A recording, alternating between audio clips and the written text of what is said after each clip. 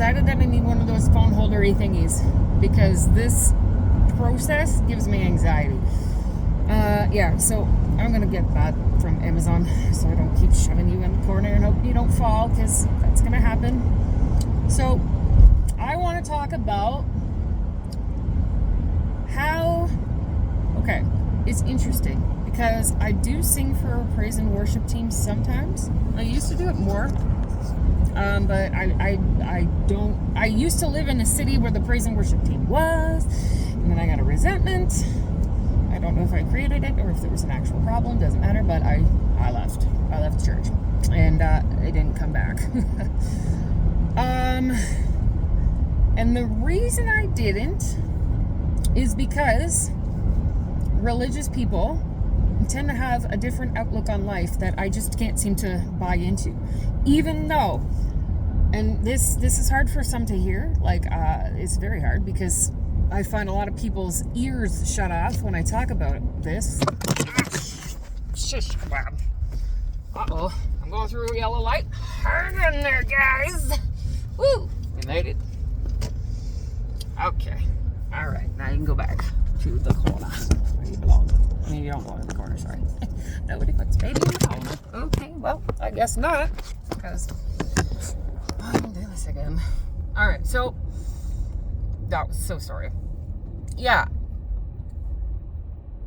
church people and other people, not church people, have a hard time hearing Jesus at all.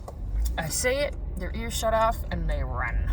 I used to, all the time, especially in AA, where it's like, adopt a higher power of your own understanding, and then someone would say Jesus, and I'm like, I'm out, sorry, I am not like that anymore. There was a graduation process, I would say, where I talk about how I graduated from the basement of a church to the top floor and then to the stage. I just think that's a cool way of putting it, but that's really actually what happened. So I came into AA with an addiction and a bunch of other problems, which is fine. And I didn't believe in the Jesus form of a higher power. I believed in God, though. And I was too scared to deny that there might be Jesus and all that stuff, because I was like, I was raised in a family where it's like, you go to hell if you don't believe that. And so I'd be like, I believe, I promise, don't send me there. Just out of fear. Complete fear. Had no idea.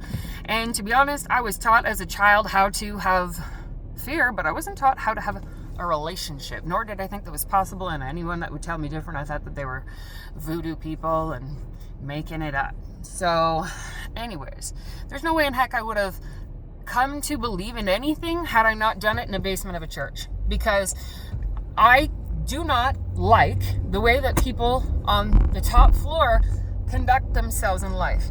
And I have a controversy in my head, but I'm sure other people do too. It's like, okay, how can you be a Christian person, believe in Jesus and swear? Or anything, right?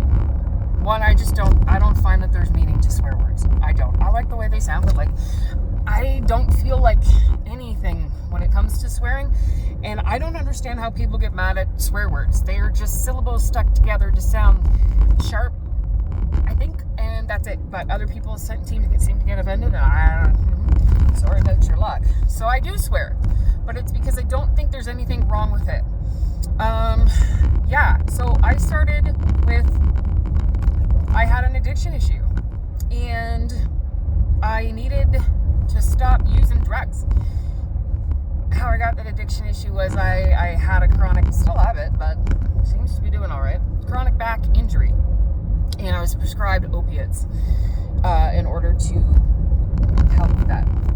And I got addicted to them. So, bulldozed my life. Already had mental health. Already had depression. Had already been locked in a psych ward many times for trying to do whatever the heck to myself. But then I had opiates, and it was just a stir fire of, I have arrived. Found the thing that made me feel okay, to be honest, because I don't feel okay in the world, and we've already talked about that, but I don't feel okay, and the world doesn't accept me, but give me drugs or alcohol, and woo, I love everybody, and everyone loves me, and I am the best.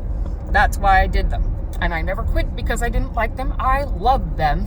We had to get a divorce. We weren't healthy for each other. So, yeah, they almost killed me, hence why I'm clean. But when I tried, I couldn't actually get clean. I couldn't. I went to a meeting one time, and this guy said something to me that was, I don't know if it's profound or not. I thought it was. But he said, Tiff, you can be in a meeting. Wow, get out of my lane. Sorry, I'm in a construction zone. Someone crossed the line. They almost hit me. Probably not. Either way. I was at a meeting. Someone said something profound. They said, Tiff, you can be at a meeting for 1 hour in a day. You have 23 hours that you have to be alone, but you don't have to be alone. You can be with something. And I was like, oh my gosh, stop it. I didn't get it at the time. But I had someone die that I believed was an angel. I really did. Or was going to be an angel. I don't know. I told her to go be one. So I believe it was possible that she was one. And the reason, it doesn't matter. But I thought that there was this angel. Or that there was possibility that this thing could be there. So at the time, I couldn't get sober, and I couldn't even be around people at all. Like, now I can be around people, but at that time, I literally was sleeping in my walk-in closet because it was the place that I felt most safe. And there's an emergency personnel coming my way. I wonder if everybody's going to pull over like they're supposed to. Oh, they are. Good job, people. Sorry. Drives me nuts when you see an ambulance or a... Brakes! When you see an ambulance or... Oh, they're whistling. And nobody pulls over. Really frustrates me. Like, do you not have any respect? Okay. Oh, don't do the ringy thing while I'm here. Thank you. Good. That was a good looking ambulance driver. All right, back to where we were. Okay. Needed to believe in something. And maybe my dead person could be it. I believe they were an angel. I do think that God uses whatever I'm willing to look at, listen to, whatever, to give me signs to show me that I'm in the right direction or I'm not. And that's exactly what happened. Because I believed that this person was an angel. Every time that I felt fear or felt something was off or whatever, I saw angel clouds. And I'm not schizophrenic because I took pictures of them and put them on Facebook for my own reference so that I knew it wasn't schizophrenic or anything. I wasn't seeing things. They were there. Other people validated it. It happened. So I started to believe that this dead person was an angel. And it was just this little bit of willingness to believe in something that kicked the door open for me. There's nothing wrong with that. That's what I needed to get a start. That was like the bridging piece of me starting to believe in something. Oh, but walk into a church and start talking about that, and they'll be like, nah, it's still gonna help. Still gonna help because you gotta believe in Jesus. Okay, fine. But sometimes there's a bit of a process in getting there.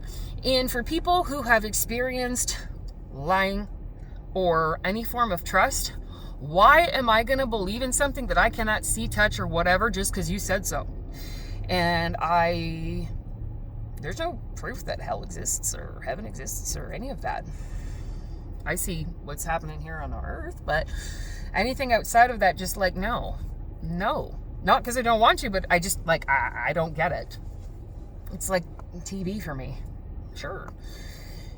So I would never have come to believe in anything had I walked in and asked the church folk to help me, because I needed something different to make my beginning. So yeah, my beginning started in a church basement where I believed in a dead thing, and I got these signs all the time. And then how that changed, I was a little nuts at the beginning. I'm still nuts, but like very nuts. I think I've like lessened the nuts. So I went to a meeting one time and there was frogs, like actual like stuffed animal frogs on the podium at the front of the room and on the table and windowsill and whatever. And I was like, what's going on with these frogs? Why are they everywhere? And there's a guy sitting beside me in a trench coat. I'm not exaggerating. He was in a trench coat, and he opens his pocket to get like his trench coaty thing to like get something out of a pocket in there. And there was a frog in there, not a live one, but like a stuffed animal, little baby frog. And I was like, excuse me, but is that why? I'm like, am I seeing things? Like, are there frogs everywhere? And if so, why? And so he tells me, yes, there are frogs everywhere because it means fully rely on God. Frog. And so frogs became my new god. Not god, but my new sign. And I've been given frogs in the most interesting places. For example, I was driving my mother's car, which I never drive my mom's car. Or I can now because I'm older and responsible, but at that time I did not. And I was having a rough day, and I had not really driven this vehicle before, and I reached down into a cup holder, and there's a little tiny ceramic-y frog. Random. I was spending Thanksgiving with my family, and my mom had driven 5 hours to this Thanksgiving-y thingy and gave me a light up, it was like a solar powered frog. It was like made out of tin. Pretty cool. She's like, I don't know why I need to give this to you, but I need to give it to you. And I was like, what the heck are the chances? Right? I was in a grocery store, the most least likely place to see an alive frog. Okay? They don't belong in there. And there was like, it was in the entranceway, like, you know how you go through the doors? So I went through those doors and I'm inside and whatever, and then you come back out, like another one of those doors. There was a little puddle on the floor in the corner. And again, I was having a bad day. And in that puddle, there was a live frog. Legit, it was there. So, anyways, and the reason I bring that up is because, like, no, there's no frogs in grocery stores. I asked someone to make sure, and there was a live frog in a puddle in the grocery store. I ended up saving it and putting it outside because I figured that was the nice thing to do. Like, it's not like anyone's going to feed it in there, even though it's a grocery store. Plenty of food, but not for the frogs. So I brought him back out. And yeah, God gives me what I need in order to make some kind of connection between right and wrong. And I do believe that there's like also intuition within ourselves of right and wrong. Train tracks.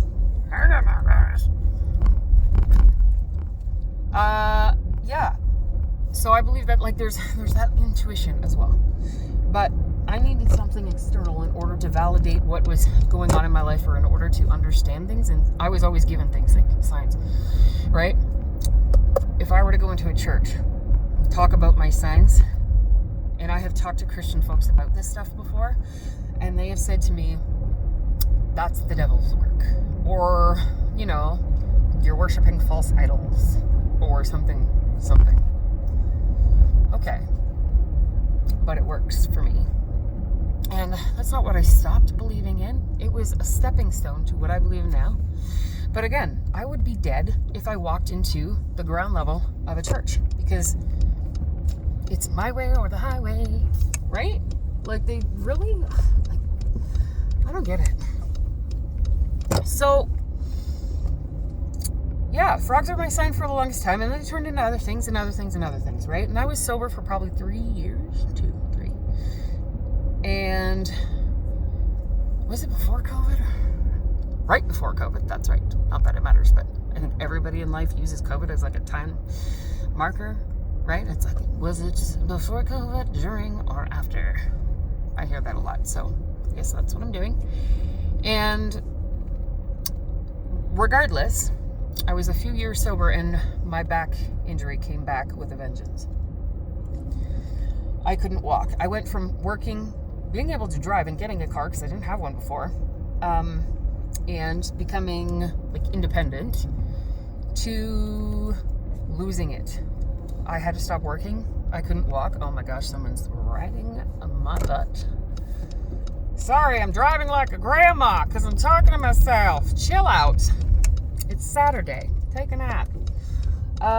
Anyway, I yell at people. Doesn't matter. And it's great. Wow. Okay. So, yeah, I was 2 or something years sober, and I was not doing well because my back injury came back.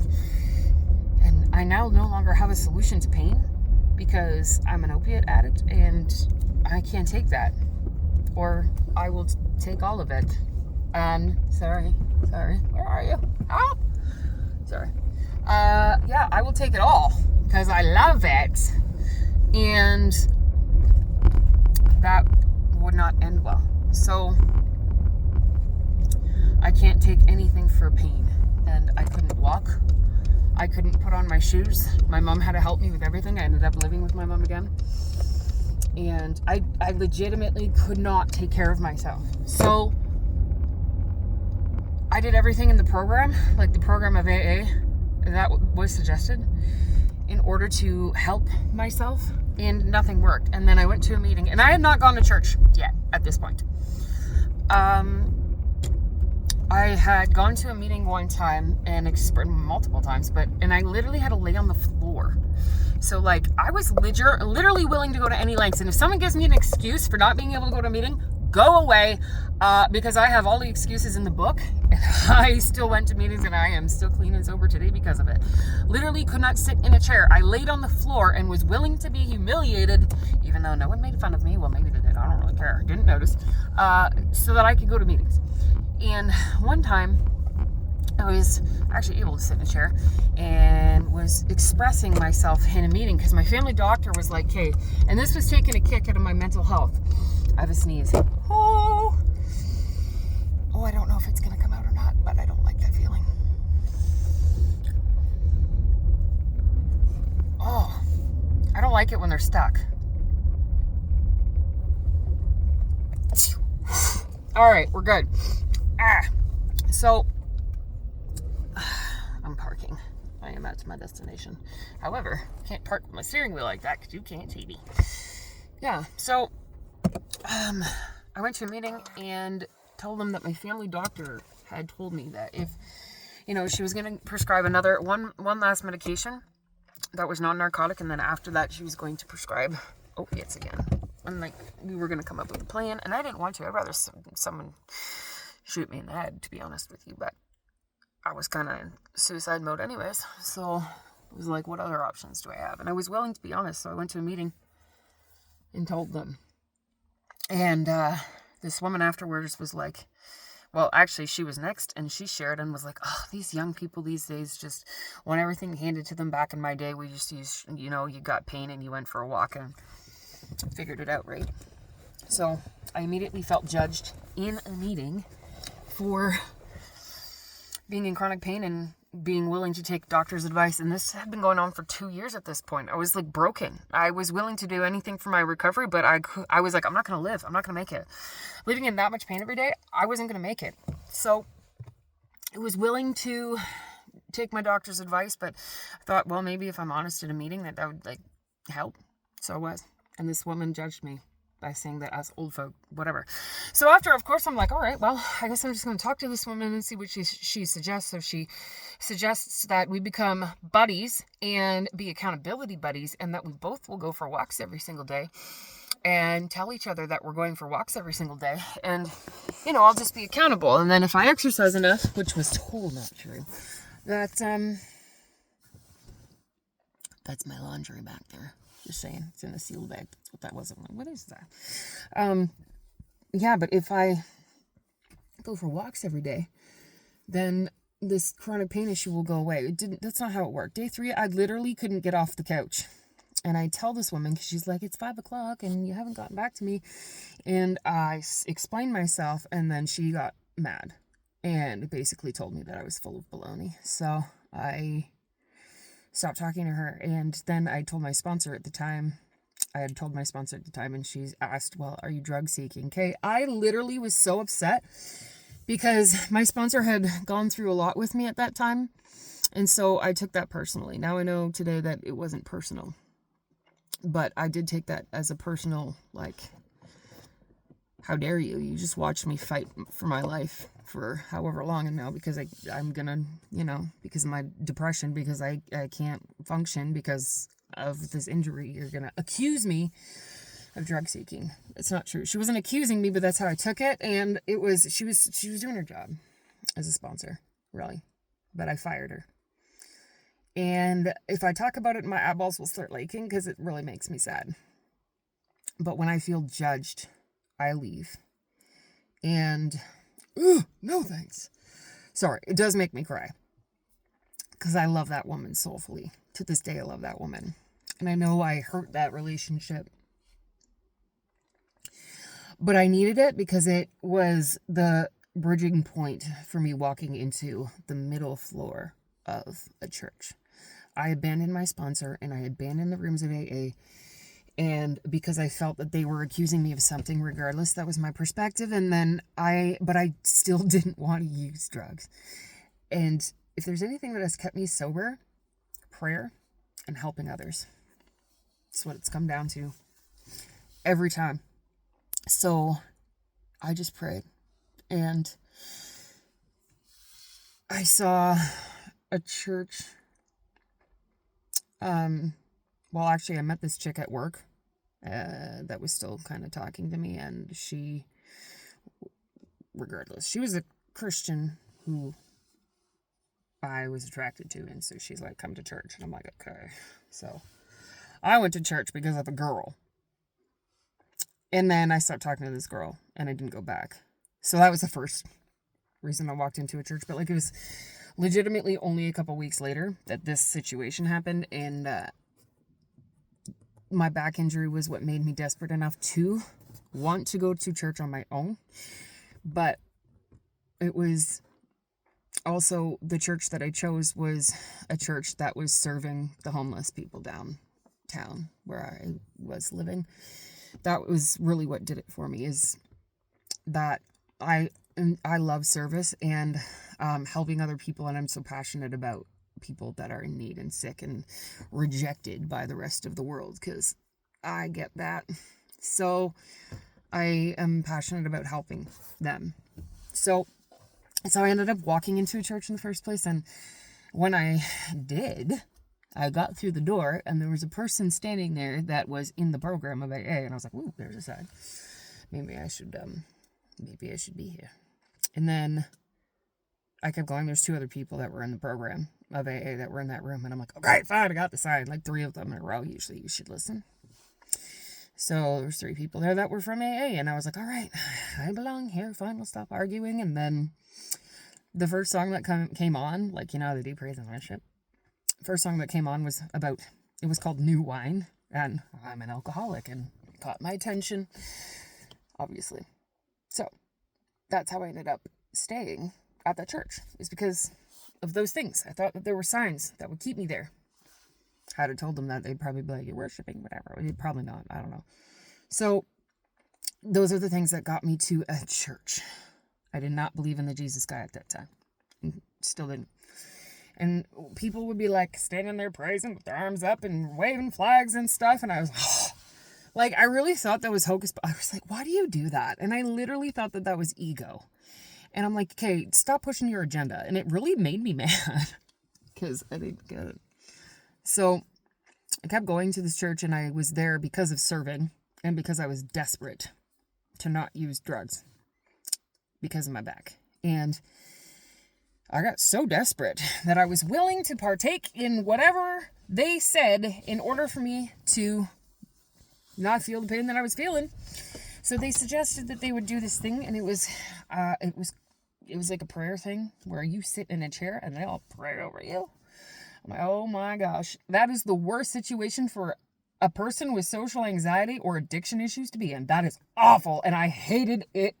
I hated the idea of it. Never mind doing it. It was brutal. I've watched Christian people get all excited. I'm in the hot seat. Praise Jesus. They're praying for me. And I'm like, get me out. Oh, total opposite reaction to that.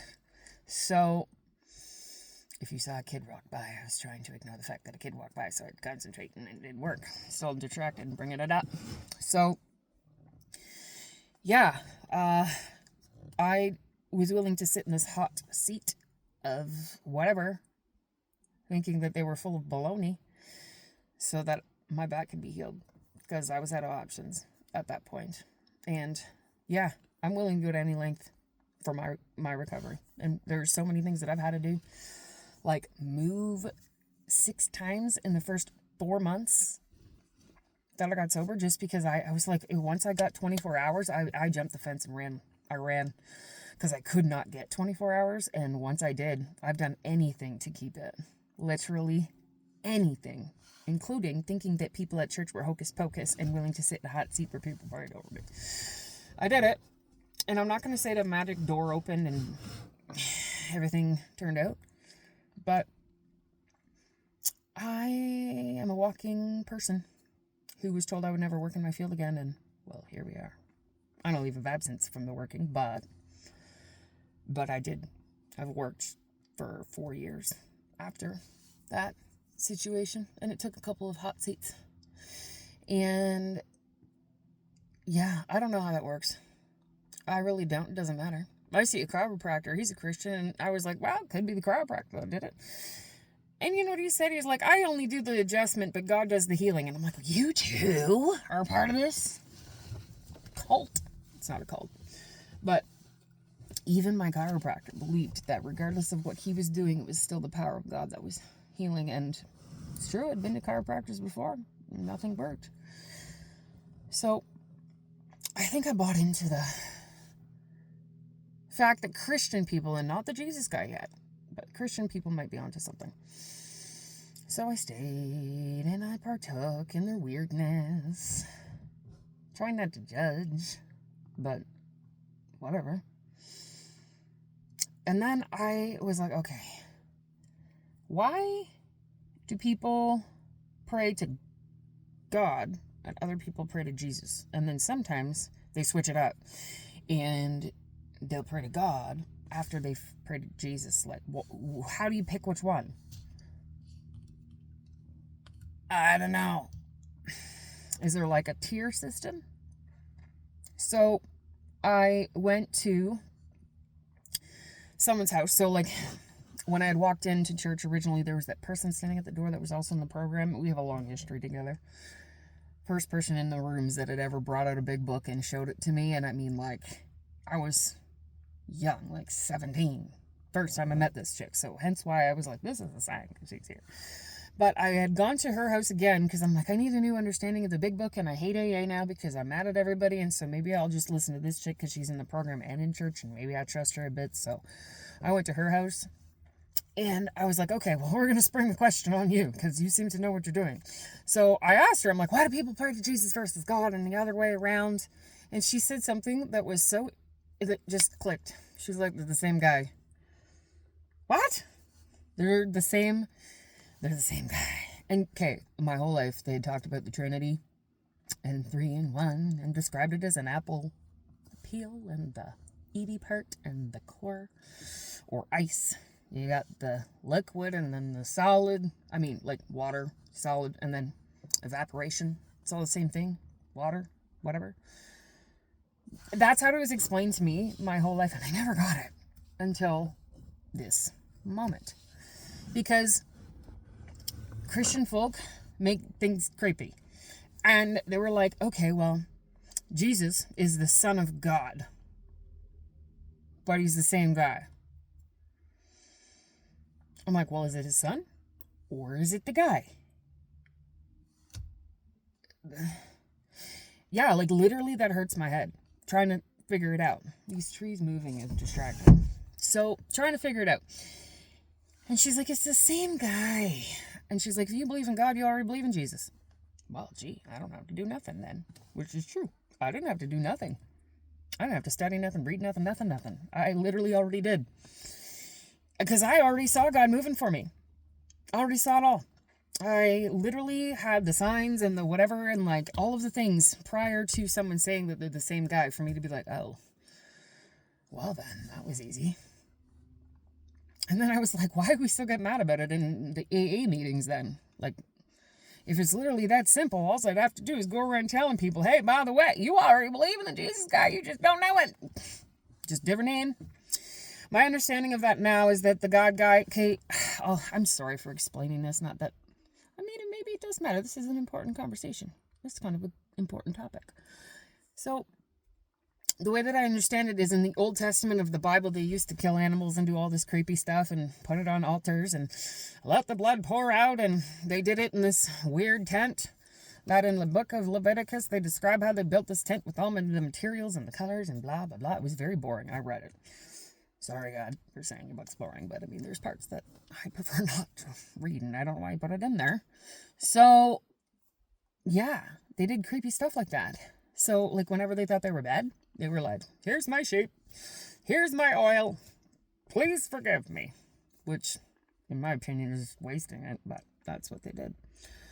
So then, I don't know if Jesus or God or whoever, the big guy up in the sky, thought that, you know, he needed to come here because the people in the Old Testament they didn't really have a relationship with God. It's like, okay, well, we have been here since the beginning of time, and we think there's a God, and God might be here, and there's prophets that say so, but we don't have really any proof. So I believe, and this is just my understanding, I do believe that God, the big guy, the sky daddy guy, teleported here through the Jesus dude. Yeah, well, and I mean, the only way to do that is the human way, which is a woman gives birth to a baby and raises him and all the stuff, right? So, yeah, like, that's my understanding of it, is that Jesus had to come here, or God had to come here to show the people that he actually is real. And, well, he needed a name, so they named him an earthly name, which would be Jesus.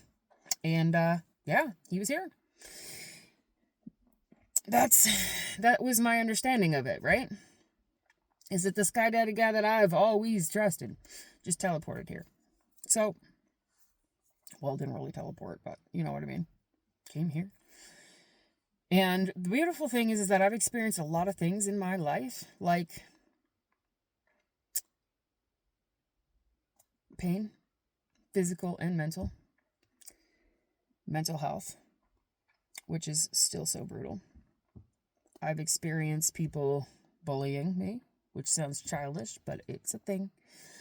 Being judged, being less than, having too much burdens to carry. And I do think that the thing that does sometimes make him feel not so alone with it is the fact that the God guy that I believe does all the things teleported here, and he experienced it the same way that I did.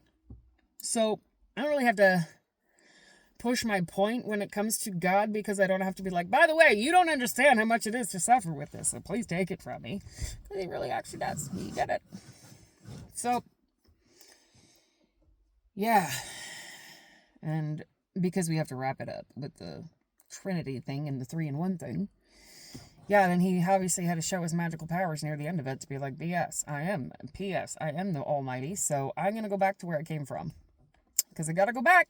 I run the things. So he teleported back. This time he made it more dramatic because he just died and disappeared. And in the meantime, he was like, "Okay, you're killing animals. Things gotta go. I'll be the ultimate sacrifice." So you don't have to do that anymore. The poor sheep. That's my understanding. Stop killing the animals. So he was like, I will be the ultimate sacrifice. Even though I did nothing wrong. Well, neither did the sheep. But I guess that's why they call him Lamb of God. I never got the connection. I was like, why are you calling God, or why are you calling Jesus a sheep? Because, like, literally, I do not understand those connections until someone explains it the way that I just did. I'm like, Lamb of God. And they sing these songs in church that are so creepy. Pour the blood on me. Like, why are we pouring blood on people? Stop it. Yeah, and then they expect that we're just going to go to church and believe in their voodoo stuff. Okay, well, maybe break it down a little bit so that we can understand why you're talking like this. I still think that we need to stop that. So, yeah. After he teleported back to where he came from, he was like, okay, well, I still need to leave my powerful whatever on the earth so that you know. And so that's where the Holy Spirit thing came in. And I see it. At the beginning in AA, when I first started believing in God, what I saw was if I was told something 3 times, that's not coincidence, that's God, right? Like, you wake up in the morning with all these problems, and all of a sudden someone gives you a phone call, and they're like, so this is the advice I've got. And then later on, you read it in a book, and then later on you go to a meeting, and then it's said again. And for the people, I don't know, my phone, I don't know, but whatever. If someone ever does watch this, because I die and they go searching for all the things to give memories and whatnot, that's why I'll tell you this part. But if you don't go to AA and you receive 3 messages of the same thing, that's the Holy Spirit. I believe that.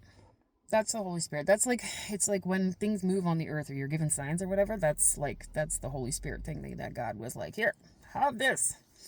Now that I'm leaving, I'll still be here through this thing that, like, you know, I do believe that. I really do. So, anyways, that's my whole belief. So I do believe in the Jesus guy. And I do believe in the Trinity. All the other stuff in the Bible, I've read it.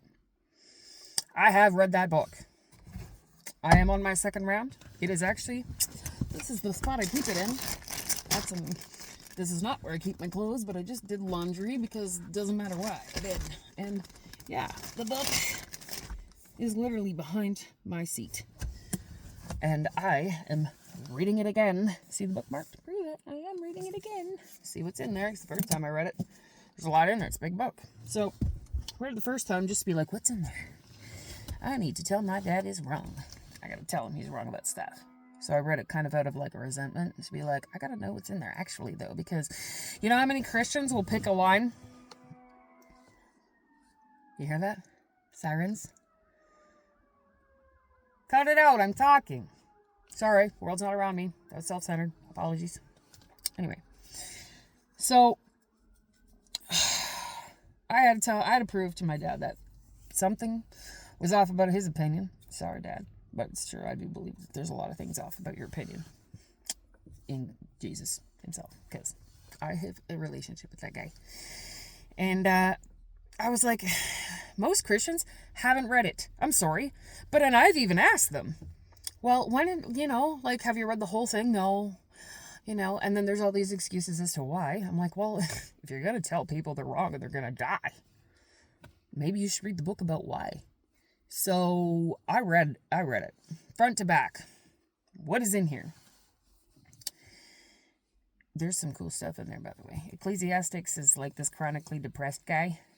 Maybe not chronically depressed, but that's my understanding of it. And it's like, well, you can have this and that and all the beautiful stuff and all the farm animals you want and the big harvest is and a beautiful wife, but it's all meaningless because you're going to die. It's the whole book, and it's funny if you ever want to read something entertaining. I like that one. So that's actually the book that I started with when I first was like, okay, what's in here? And then I started at the beginning. But anyways, Christian folk will pick a line out of there, and then they'll be like, you're doing something wrong because of this line. It says X, Y, and Z. Okay, that's mean. Stop doing that. This is why if I would have walked into a church and came in on that floor, I would not be in the seat that I am in today in my truck, I guess. I mean, I would, but that's not what I meant. I meant figuratively? Yeah, not literally. Okay. That's where we are. Yeah, I wouldn't. And, yeah, a lot of things have changed and happened because of my beliefs and things. So, I think, yeah, the Christian folk need to get their act together. Because what are we doing, right? They recruit people by going around and threatening them with the world's ending. Do you not see everything? Like, okay, stop it. How about you tell them how to stop using fear-mongering, right? Stop. Legit, right? If you want to be a minority, at least like have a good sales pitch. So anyway, that's that. That's how I got involved in the church in the first place. And that's the graduation from the basement to the stage. Not the stage, we're not there. We're not on the stage yet. We're just at the top floor. That's how I got to the floor. Okay. Now, this all happened after I married a woman. Because I had married a woman and been divorced and have come to church. And that was the biggest thing that kept me / keeps me away from church. I do not know my orientation, nor does it matter. I am so tired of trying to figure that one out. Single now. Don't try to change that, because you're not. And I don't want to think about it anymore. It takes up too much energy. So that was the biggest thing that separated me from me and the church folk, is that I have read where it says what things, and it is not the line of like, there's a line that Christian folks like to use where the gay folk like to debate it, and it's like, no, it doesn't mean like that the men were sleeping with men and not to do that. It was talking about the boys and blah, blah, blah, and it's talking about that. Okay, sure, if that's your understanding. I know what it says, and I know where it says it, and I know, okay? But regardless, anything in life, anything that I have ever personally changed, if it's wrong, didn't come from someone telling me to do it, because if you tell me to do something, I'm not doing it, promise you that. I'm not. I feel like it's a default setting to just not listen. I don't know why. It's an automatic. You're like, turn right, and I'm like, I'm going left. Even if I should turn right, I'm not. I just don't know. It's like a switch. Like, I don't even think I can help it. Maybe I've got defiant disorder. I'm not sure. But, like, that's how it is. So, Yeah. Even if it's wrong, don't make it a big deal. Stop that. Because that's not going to do nothing. And that's how I ended up leaving the church in the first place. Was someone was like, I was dating a woman, and I was singing for the praise and worship team, and we'll get to that one in a second. And okay, no, we'll go there now. Back it up. So I really believe that God changed my life in the ways that he did. And so I can sing. I actually can. And so when I sing or I hear music, music gives me feelings. I will listen to songs and don't know what they're about, and they'll make me cry because the sound of them makes me cry, not because of the words. Music just makes me feel actual emotions. Things don't make me feel emotions, but put on some music and I will get right into that. So there are some songs that really like made me feel connected to this higher power thing. And so when I sing them, it's my version of prayer. Like I do prayer not another way, but like singing music and like worshiping is a form of prayer to me. It's my form of connection. I get a lot of messages through that, and I feel a lot of things. So I wanted to give that back, right? I wanted to give that back, and I had gotten this message of like, open your mouth, right? Opening it with my expensive teeth now. But open your mouth was the message that I got. And so I was trying to do that. I was trying to follow what I was meant to do with the gifts that I was given. And this part's painful. But I was started to date a woman, and there was no signs one way or another whether I should or shouldn't. And to be honest, I still don't have those. So it doesn't matter to me. But after 6 months of seeing her, wanted to put a picture up on Facebook because, I mean, she meant something to me and it was very serious at that time. And I told my worship leader, and I don't actually know what he said to me, but my understanding of what he said to me was that I need to evaluate my relationship with God. And I was mad because God has saved me and has put me in all of these places. And now you're telling me to reevaluate it because I'm dating a chick and you already knew I was gay. So that was very insulting. And then to add it, and this part I know was said, it was, well, I thought that you were over that and we've been praying for you. Ugh. Never went back to that church again. We've now made up for it. It took 4 years for us to heal that relationship. And for whatever that guy's opinion was to be different or maybe more hidden, don't matter. But regardless, I'm now back in communication with that guy, and I have a lot of respect for him because we're on even playing fields.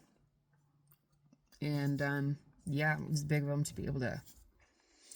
I believed him when he apologized. So, and I walked out of that relationship too, and it was very painful. So, we don't need to go there. Yeah, but that's how I ended up leaving the church. So I graduated to the stage in order for me to. Oh, there's a train. I didn't know there's a train track there. Well then. I graduated to the stage so that I could fulfill a calling that I really believed I was supposed to do. And then, well, guess what? Off the stage we came. And I didn't go back to a church or to a stage for a long time. Praised and worshipped by myself in my truck. And I've, for the most part, withdrawn from humans altogether. Because I don't like that. People are mean. They're really mean. And, yeah, so that's the progressive, how that happened. Came off the stage, moved cities. I ended that relationship. I got to that city and was like, oh, I don't really like you. So broke up with her right away, pretty much. And then the rest is history. But took 4 years, and I did end up mending that relationship with that church. Why are you that close to my truck? Bro, I'm in here. So, now I'm back at that place of back on the stage. And there's a lot of like, I do believe that I'm bigger. I do believe I'm supposed to do something bigger than what I'm doing. Like, I am scared to say it out loud, because once I say it out loud, it might happen. I do believe, though, that I have a bigger calling. I do believe that I am supposed to do something bigger. I don't know, maybe I should be a preacher. That's scary. But that thought has gone through my head way too many times. Why is this guy going around my truck?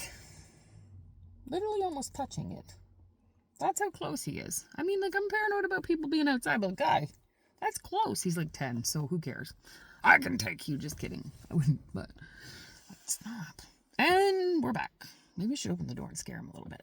Oh, that's rude. Don't do that. Probably just going for a walk. Doesn't realize that he's being creepy. So, anyways, I do believe that there's something bigger for me in life. But here's what stops me from doing it. The judgment. Because I am not a perfect person, and I refuse to try to be. And I have a lot of quirkiness. And I swear. And I don't believe that my swearing has anything to do with my relationship with God. I don't believe that any of the actions that I have has anything to do with my relationship with God, but I bet you a lot of people will tell you otherwise. And I mean, that's just me. Other people, sure. But for the most part, I have pure intentions when it comes to what I do and when it comes to helping people and like bridging that gap with the higher power thingy. Those are legit things. So I don't want to start something or like participate in something and then someone be like, well, you said fuck. You must not believe in God, or you must not want to whatever. I don't want to filter myself. If I say whatever, then fine. I'm definitely conscious of the fact that I swear too much, and I really am making a big effort. Like, I really do call myself out on it a lot, but sometimes I really just get into it, what I'm saying, and like, I forgot. Yeah, but I don't want to be judged. I just don't. So I talk to myself in my truck instead. But I do believe there's a bigger calling. So we will see what happens with that. But I'm kind of partly back on the stage again, singing a little bit. And yeah, round 2 is coming from a much different place. Round 1 was 4 years ago. And that was like, I believed in God then. But I also had a lot of people that I had close relationships with, and I wasn't in nearly as much pain. And now I'm coming back, and I think that it's like kind of a good reflection point, because I get to look at it and be like, okay, I believe then, but my gosh, have I ever had to soulfully lock into this God thing? Because if not, I would be dead. Promise you that. I would be. Very seriously. This, I struggle with this, and this thing legit wants me not here. A lot of people think that I have like a good perspective and positive outlook on life, and I can be funny, but suicidal ideation lives with me a lot, and mental health is no joke. And if it were not for God, and that is the only thing that has saved me, that and helping other people, I would be not here. I would not be here. So yeah, when it comes to the stage thingy and going back, it's just a good reflection of how deep that relationship has gotten, because I really do mean those songs now. But I refuse to have another person from the church, from that floor, try and take that from me again. Because I really did question for a little while that relationship, and it hurt, damaged that relationship. So, I am talking about this because maybe I'm just processing what steps are coming next, but a lot of people ask me that. They're like, I don't really go out and advertise that I'm a Christian, but I mean, I have "Thy Will Be Done" tattooed on me. And it comes from a song called "Thy Will Be Done," just so you know, if you want to look it up, it's a good song. And yeah, but I get asked that. Like, some people ask me, are you a Christian? And it's like said secretly, like, don't say that word out loud. Yes, I am. I absolutely am. But it's not in the stereotypical way. In fact, I can definitely say that I'm a Christian, but I do not like most other Christians. And I think that we really need to clean it up. Because I will see a lot of Christian people go and serve, and they will go downtown and they will go give people things, and it's almost like they throw it at them and run. Like, here's your muffins, I'm out. It is more valuable to sit with a person and eat with them than it is for you to give them anything. In fact, it's more important for you to sit with them and give them nothing than to give them something and leave. Because humans need love and connection, especially drug addicts and people on the streets. So if we're actual Christians going out and doing that, you want to show God's love to people? Yeah, don't just give them stuff. Sit with them. Your time is the only thing that is, it's the most valuable thing. And when you give it, you can't get it back. Anything else you can probably get back, even money. You can get a lot of things back. You cannot get time back. It's the most valuable thing. So spend it with people that need it. And Christians don't do that. They just give and run. Because check, Bible says, feed the poor. If you don't, something's wrong. God won't reward you and blah, blah, blah, and all the threats. But no, like, actually sit with them. Like, we need to clean that up. It says in that Bible that if you are doing God's work, that he will protect you. It even says it in the big book of AA. So if you haven't gone to the Bible yet, because, I mean, some people don't go there, and I don't judge you. You do you. Whatever you do. But it says it in the big book of AA too. Page 101, I think, or something. Don't quote me on that. But it does say, like, we can go anywhere on earth so long we go with pure intention and we're going to be of service. I have been in homeless camps with people blowing crack smoke in my face and offering it to me. I'm not a crackhead. But regardless, I've had people offer me drugs in homeless camps. I've gone by myself, and I'm a woman, and I have not been harmed. I literally was standing in a homeless camp one time, and I had juice boxes, and the plastic wrap that no one can get that off.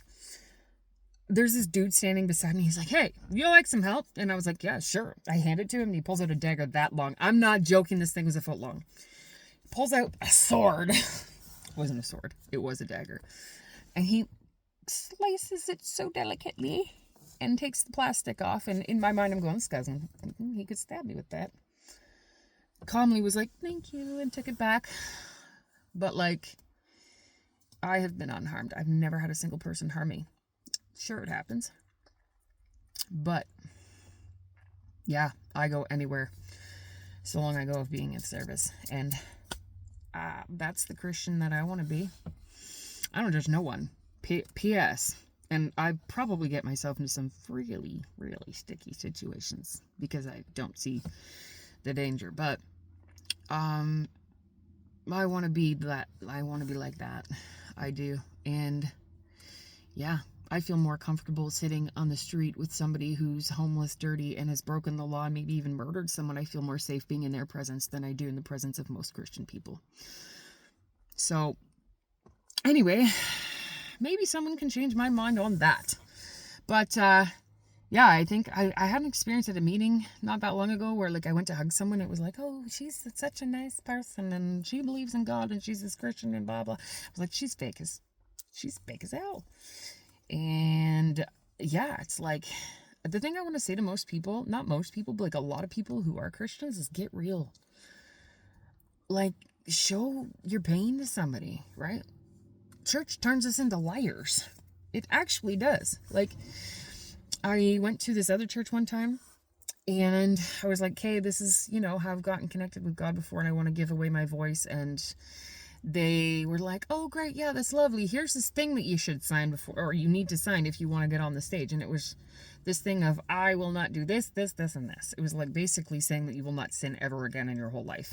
And I was like, sex before marriage, homosexuality, drinking and using drugs, all these things that I've probably done. But it has these things on there. It expected you to sign this before going.